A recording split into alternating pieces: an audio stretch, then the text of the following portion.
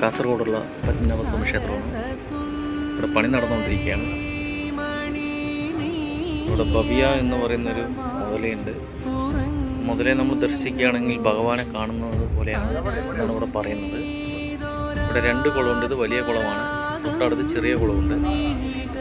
പണി നടക്കുന്നതുകൊണ്ട് ഭവ്യ ചെറിയ കുളത്തിലാണ് പോയിട്ടുള്ളത്.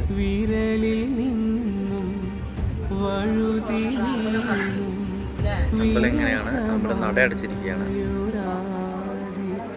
കാസർഗോഡ് അനന്തപുരി ക്ഷേത്രത്തിലെ ചെറിയ കുളം. ഞങ്ങൾ ഭവ്യയെ കാണാൻ പോവുകയാണ്. നല്ല ചൂടുണ്ട്. സോക്സ് ഇട്ട് നടക്കുന്നതാണ് നല്ലത് തോന്നുന്നു.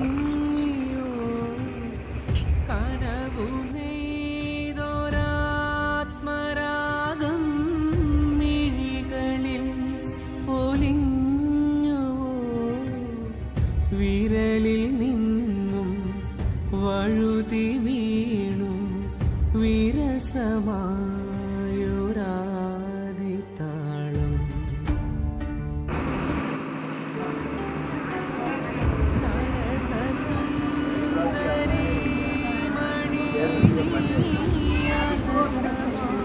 ഞങ്ങളുടെ കൂടെ ടൂറിലുള്ള ആളുകളാണ് ഇവരെല്ലാം.